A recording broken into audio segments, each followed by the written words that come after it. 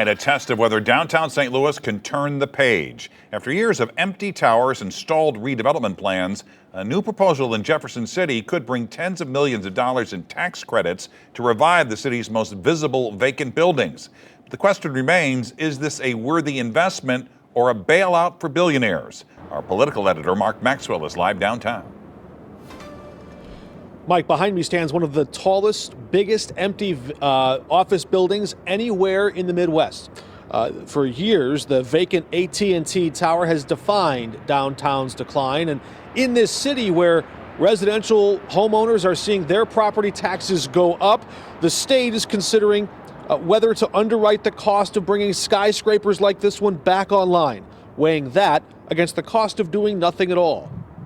We can't let key properties like this continue to sit empty. It's her first year on the job. As the alderwoman representing downtown St. Louis, Jamie Cox-Antwi has her hands full with vacant buildings on every block. We are living in sort of a dying city and a dying downtown, but we're trying to regenerate that. And the city is getting a potential boost from the state. There's a lot of interest in the building on this. After years of tension between Jefferson City and St. Louis, a South County lawmaker is dangling an olive branch. It's good for everyone in the state if these downtown areas are successful. Representative Brad Christ sponsored a new bill to give massive vacant office buildings a new lease on life. The bill offers a 25% tax credit on renovation costs for converting empty office space into housing. This revenue would be captured and put back into the business to reinvest in their infrastructure and their business. In a building where renovation costs are estimated to total $350 million, the new state tax breaks could stack on top of state and federal historic tax credits, bringing the total amount of public subsidy up to 70%.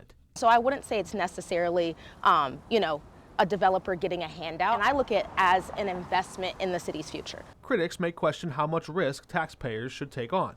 City leaders counter that the greater risk may be inaction. And I think we're living with the cost of doing nothing right now, quite frankly. For years, developers have struggled to make the numbers work here. Vacancy spreads, property values decline, confidence follows. Now the city may consider additional local incentives like tax abatements or financing tools to reduce the risk of another failed attempt. It's less about, begging the billionaires to come and invest in us and more about reminding ourselves that we're worth investing in the first place. A similar deal fell apart in Jeff City last year. If this one goes through, those tax credits would kick on at the start of next year. Developers can spread those tax breaks out over multiple years. They're capped at $50 million a year statewide. For St. Louis, though, this pending vote, which could come up soon in Jefferson City, would help determine whether these towers remain monuments to the past or foundational building blocks for the city's comeback. Live downtown, Mark Maxwell, 5 on your side.